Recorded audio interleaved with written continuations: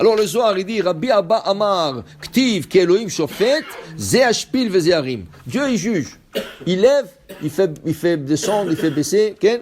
Alors il dit ici, ki Elohim shofet, il malait d'Avar dina d'Israël, Batar de Yaakov, Share vet kassé. Il dit ici qu'on a le patriarche. Mais chacun de patriarches représente une qualité. Avraham représente Hesed, la bonté. Yitzhak représente la rigueur, Gevura. Yaakov, c'est la synthèse entre les deux. C'est le Hesed et la Gevura combinés en deux, c'est Tiferet.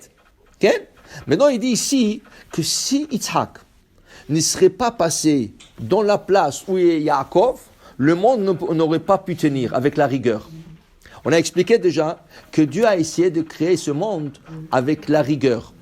C'est quoi la rigueur? Ça veut dire que tu fais une action, tu es jugé sur place. Sur place, tu es jugé.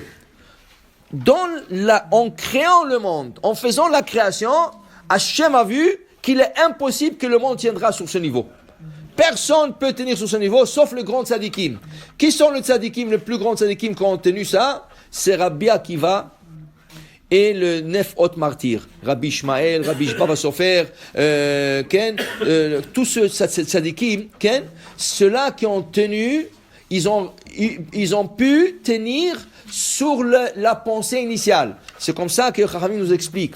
Quand Moshe est monté à Sinaï, et Hachem lui a dit, tiens, je vais te montrer toute la génération de Bereshit jusqu'à la fin de temps. Quand il est arrivé à la génération de Rabbi Akiva, il a vu Rabbi Akiva, qu'est-ce qu'il a fait dans sa vie, mais il a vu la fin de Rabbi Akiva. Qu'est-ce qu'il a vu la fin de Rabbi Akiva? Vous savez que les Romains l'ont peigné avec des peignes en fer. Okay? Après, ils l'ont coupé et ils ont vendu sa viande, sa chair, dans le marché. Okay? Mon cher Rabbeinu, on ne pouvait pas le voir. Il dit, je ne crois pas. Qu'est-ce que c'est ça? Qu'est-ce qu'Hachem lui dit? Shtok. Ne dis rien. C'est comme ça que j'ai pensé créer le monde. C'est pour ça que j'ai pensé. Dis le commentaire, mais c'est comme ça que j'ai pensé.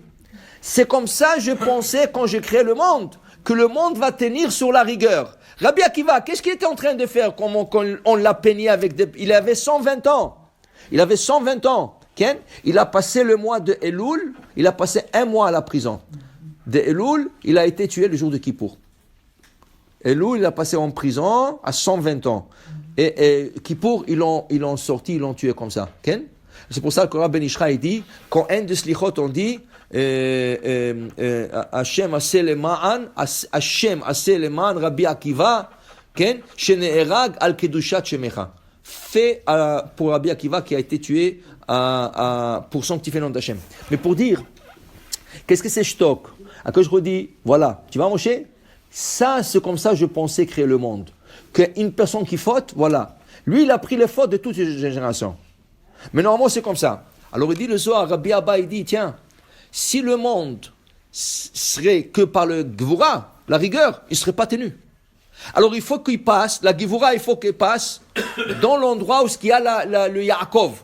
Le Yaakov Avinu, la Mida, la qualité de Yaakov, qui est la synthèse entre le Hesed complètement et la Gevura complète. Lui, il fait la combine entre les deux.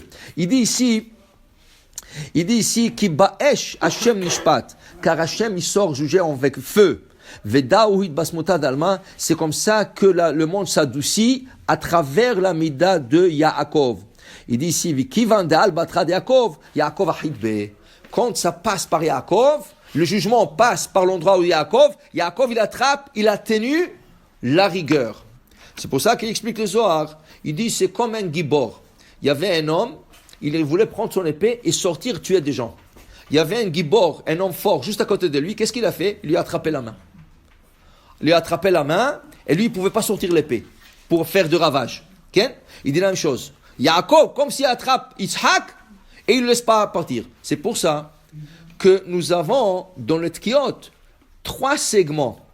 Tekia, Teruah ou Shvarim et Tekia. La Tekia est un son simple. Tout à fait au début. Ça c'est Avraham, Hesed. Tout à fait au début, nous avançons le Hesed. le mieux, que ça soit la chevarim, tout, ou que ça soit la terroir, tout. Ça représente la rigueur, l'intensité, c'est la rigueur. Ça, c'est Yitzhak. Et qu'est-ce qu'on a à la fin? Yaakov, encore Tekia. Tout. Ça veut dire que la rigueur est entourée par Abraham, Chesed et Yaakov. Et les deux, ils attrapent Yitzhak pour qu'il ne sorte pas et la rigueur ne se propage pas dans le monde. Parce que si la rigueur se propagera dans le monde, ça serait le jugement. Ça serait très difficile. Alors il dit ici le Zohar, heureux ceux qui savent bien sonner la shofar et emmener, atténuer la rigueur. Hein? Parce qu'il dit ici, il dit ici, tu n'as pas une voix de shofar, en lecha kala de melosalik riki achad. Chaque voix, chaque son de shofar monte sur un ciel.